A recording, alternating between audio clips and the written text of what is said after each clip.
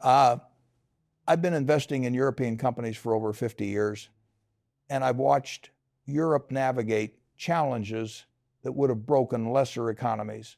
2 world wars, the Cold War, the birth and growing pains of the European Union, the Euro crisis of 2008. Europe has always found a way through, but what I'm seeing now, what's unfolding across the continent today, is different. This isn't a single crisis with a clear solution. This is a convergence of demographic collapse, energy dependence, industrial decline, and political fragmentation happening all at once. And the truly frightening part is that most people, including many European leaders, still don't understand how deep the trouble goes. They're treating symptoms while the patient is dying.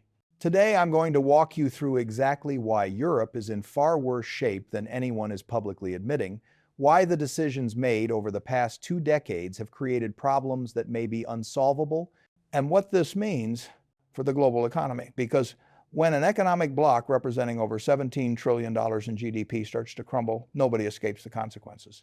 Let me start with something that should terrify every European policymaker, but somehow doesn't get the attention it deserves: the demographic catastrophe. Europe is dying, literally. The birth rate across the European Union has fallen below 1.5 children per woman. You need 2.1 just to maintain a stable population. Germany, Europe's economic powerhouse, has a birth rate of 1.5. Italy is at 1.2. Spain is at 1.2. These aren't temporary dips. These are sustained, decades-long declines that are reshaping the entire population structure. Here's what this means in practical terms. By 2050, just 26 years from now, over 30% of Europe's population will be over 65 years old. In some countries like Italy and Germany, it will be closer to 30. 5%, think about that. More than 1 in 3 people will be retirement age. They'll be collecting pensions, using healthcare services, requiring long-term care, and who's going to pay for all of this? Who's going to work in the factories, staff the hospitals, drive the trucks, build the buildings? The working age population is shrinking rapidly. Germany alone is projected to lose over 10 million working age people by 2050. Now, you might say immigration can solve this problem. And yes, Europe has accepted millions of immigrants over the past decade. But here's what the optimists won't tell you. The scale of immigration needed to offset demographic decline is staggering, far beyond what Europe has politically accepted or successfully integrated. Germany would need to accept over 500,000 working-age immigrants every single year, year after year, just to maintain its current workforce size. And they'd need to integrate them successfully, meaning language training, job skills, cultural adaptation. Europe's track record on integration has been, to put it charitably, mixed. But the demographic crisis is just the foundation. Built on top of it are multiple other crises that feed into each other, creating a doom loop that's accelerating faster than most people realize. Let me talk about energy, because this is where European policymakers made some of the most catastrophic mistakes of the past 2 decades. In the 1990s and early 2000s, Europe made a bet. They decided to close nuclear power plants, phase out coal, and become dependent on natural gas, primarily Russian natural gas.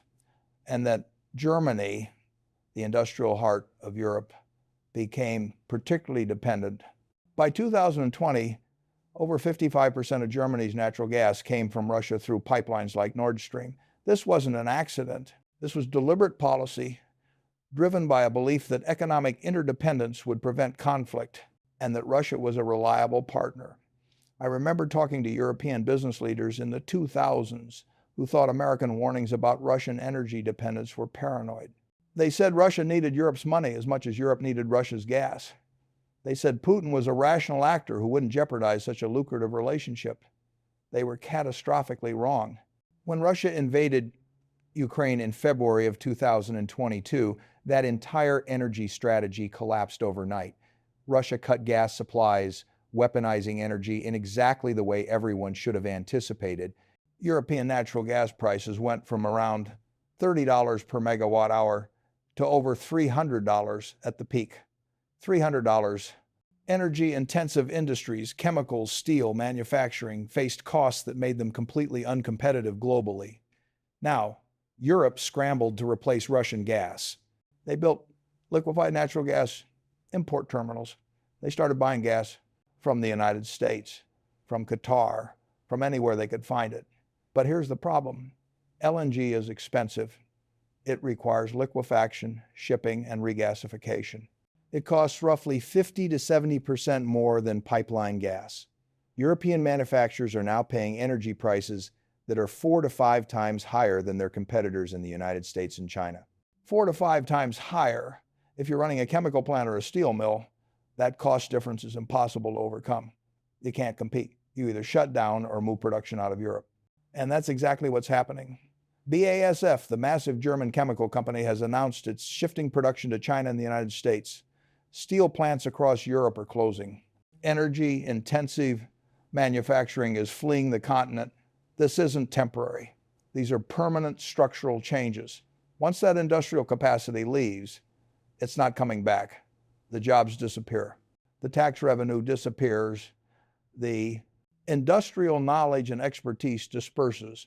Europe is deindustrializing in real time, and the energy crisis is the primary driver. But it gets worse. Europe's response to the energy crisis has been to accelerate the transition to renewable energy, wind and solar primarily. Now, I'm not against renewable energy. In the long run, it makes sense. But Europe is trying to run an industrial economy on an electrical grid that's increasingly dependent on intermittent power sources. The sun doesn't always shine. The wind doesn't always blow. And current battery storage technology can't bridge the gaps at the scale needed. So what happens? European countries still need backup power, which means natural gas plants that sit idle most of the time but need to be ready to fire up when renewables aren't producing. This is enormously expensive and inefficient. Germany provides the perfect case study of renewable energy problems. They've spent over 500 billion euros on their energy transition over the past 2 decades. 500 billion euros. And what do they have to show for it? Higher electricity prices than almost anywhere else in the developed world, an electrical grid that's increasingly unstable, and continued dependence on fossil fuels for backup power. German households pay over 35 cents per kilowatt hour for electricity, compared to about 13 cents in the United States. German industry can't compete with that cost structure. The French understood this better. They invested heavily in nuclear power decades ago, and as a result, France has some of the cheapest, most reliable, and cleanest electricity in Europe. But even France is struggling now because European energy markets are interconnected. When German prices spike, French prices get pulled up too. And France made its own mistake by underinvesting in nuclear maintenance and new reactor construction. So their nuclear fleet is aging and they're facing capacity constraints. Now let's talk about industrial competitiveness more broadly, because the energy crisis is just one dimension of Europe's industrial decline. The reality is that European companies are being squeezed from both sides. On one side, you have the United States, which offers lower energy costs, a more flexible labor market, better access to capital, and a massive unified market. On the other side, you have China, which offers lower labor costs, massive scale, sophisticated manufacturing capability, and generous government subsidies. Europe offers higher costs, more regulation, fragmented markets, and aging infrastructure. Where would you build your next factory? European car manufacturers are a perfect example. For decades, companies like Volkswagen, BMW, Mercedes, and Renault dominated global auto markets. They built quality vehicles, they had strong brands, they were technological leaders. But they made a critical mistake. They were slow to transition to electric vehicles, and when they did transition, they found themselves competing against Chinese manufacturers who had been planning for this shift for over a decade. Companies like BYD, NIO, and Geely aren't just competing on price. They're producing EVs with sophisticated battery technology, advanced software, and features that European consumers want. Chinese EV imports into Europe have exploded. and European manufacturers are losing market share in their own backyard. And it's not just cars. Chinese companies are outcompeting European manufacturers in solar panels, batteries, wind turbines, even high-speed rail and telecommunications equipment. Europe used to dominate these industries. Now they're import markets. The European Commission talks about strategic autonomy and reducing dependence on China. But the reality is Europe is becoming more dependent, not less, because they've lost the industrial capacity to produce many critical goods domestically. The regulatory environment in Europe deserves special attention because it's strangling innovation and growth. Europe has some of the world's most stringent regulations on data privacy, artificial intelligence, labor practices, environmental standards, and financial services. Now, some regulation is necessary and good, but Europe has gone so far in the direction of precautionary regulation that they're making it nearly impossible to build new companies or commercialize new technologies.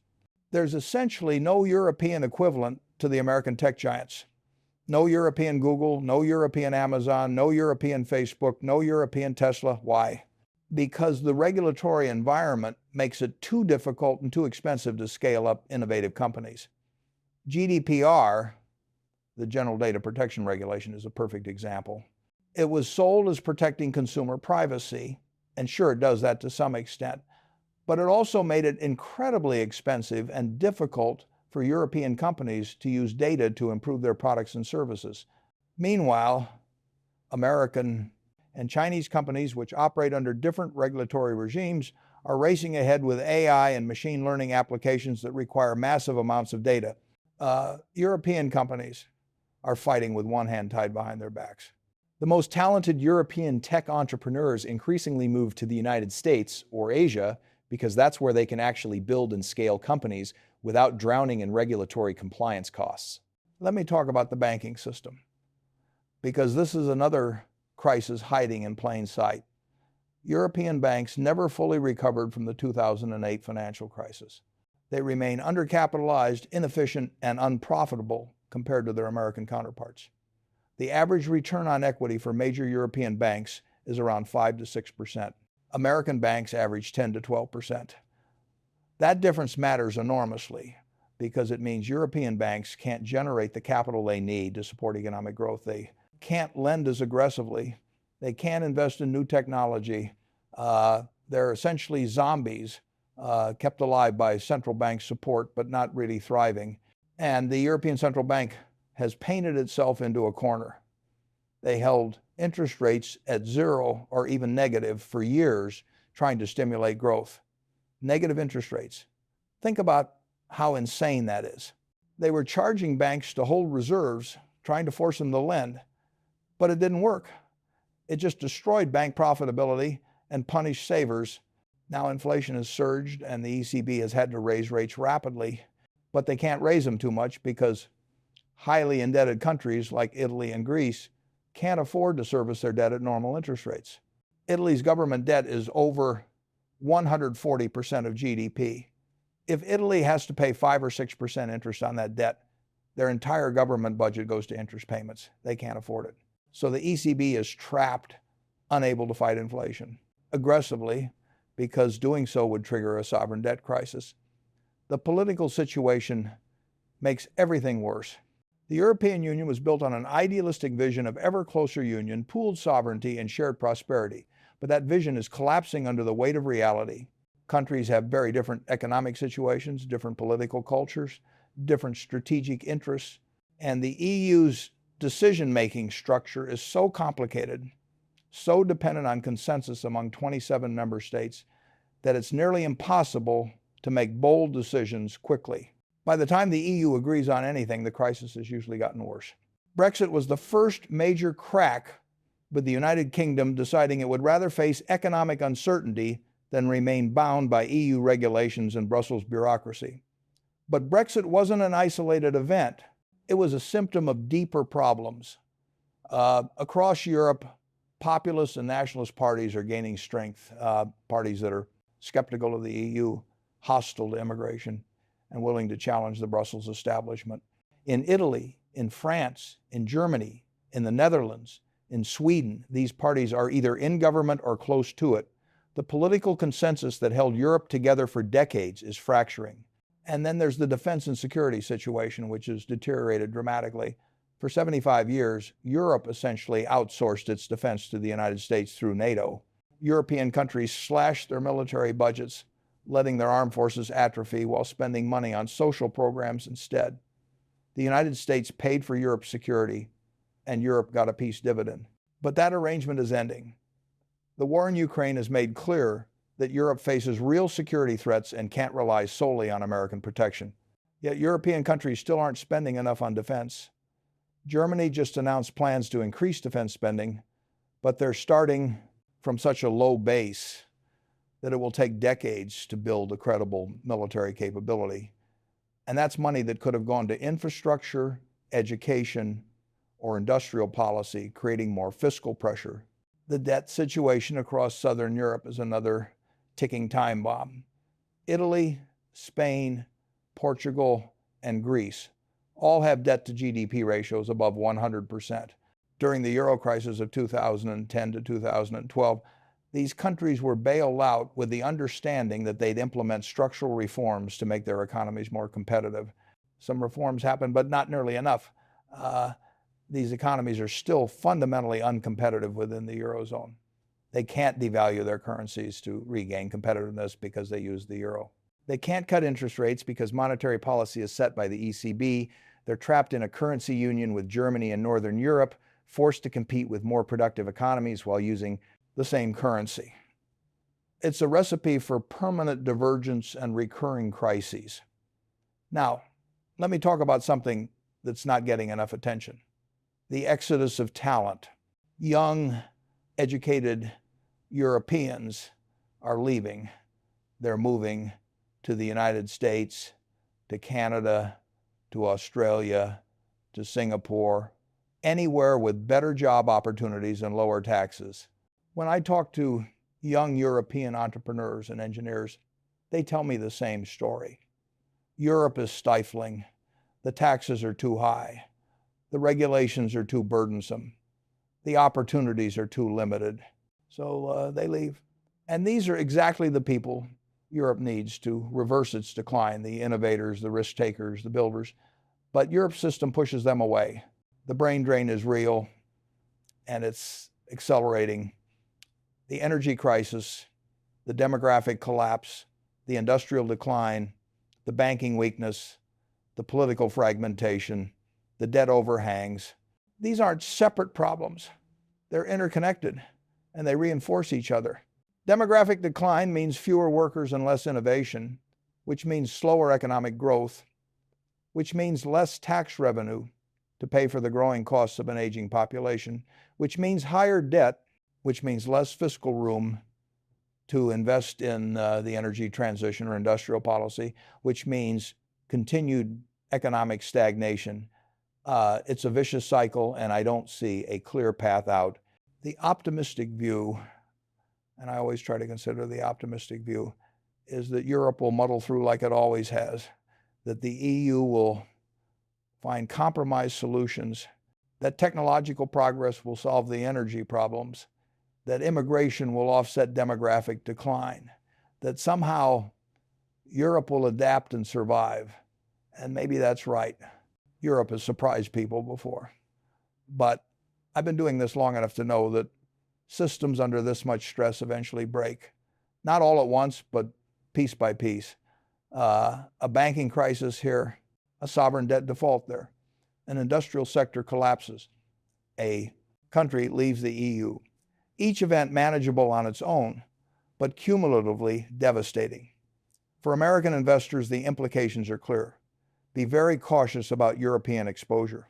European stocks have underperformed American stocks for over a decade, and I expect that underperformance to continue. The structural problems are too deep. Now, there are individual European companies that are excellent businesses with global operations that aren't dependent on European growth. But broad European exposure is something I'd minimize. The risk-reward just isn't attractive. The global implications are equally serious. Europe is America's largest trading partner and a critical part of global supply chains. If Europe slides into a prolonged recession or worse, depression, it will drag down global growth. It will create financial contagion. it will create political instability that could lead to dangerous outcomes. We've seen this movie before. The 1920s and 30s showed what happens when Europe descends into economic and political chaos. The consequences spread far beyond Europe's borders. I've been watching Europe with growing concern for years now, but the situation has deteriorated faster than I anticipated. The energy crisis triggered by the Ukraine war exposed just how fragile Europe's economic model had become. And rather than sparking a fundamental rethinking of policy, European leaders are mostly doubling down on the same strategies that created the problems. More regulation, more renewable energy mandates, more fiscal transfers from north to south, more attempts to preserve the status quo. It's not working. It's not going to work. What Europe needs is radical reform. They need to make it easier to start and scale businesses. They need to reduce the regulatory burden. They need a realistic energy policy that includes nuclear power and accepts that the transition will take decades, not years. They need immigration policies that actually integrate newcomers into the workforce. They need labor market reforms that make it easier to hire and fire workers. They need to allow failing banks and companies to actually fail instead of propping them up indefinitely. They need political leaders willing to tell hard truths instead of making promises they can't keep. But I don't see the political will for that kind of reform. Every reform threatens some interest group, some voting bloc, some political coalition. So instead of fixing the problems, European politicians paper over them, postpone the reckoning, and hope something changes. Hope is not a strategy. Hope doesn't build power plants or reform pension systems or restore industrial competitiveness. I'm 84 years old and I've seen a lot of economic cycles, a lot of crises, a lot of supposedly unsolvable problems that eventually got solved. But I've also seen situations where the problems really were unsolvable given the political and social constraints, where the only solution was painful adjustment that politicians and populations refused to accept until they had no choice. Europe is approaching that point. The trouble is deeper than anyone is publicly admitting. The solutions are harder than anyone wants to acknowledge, and the time to fix things is running out faster than most people realize. That's not pessimism. That's just reality based on decades of watching how these things unfold. And reality, as I've learned over and over again, doesn't care about our wishes or our political preferences. It just is.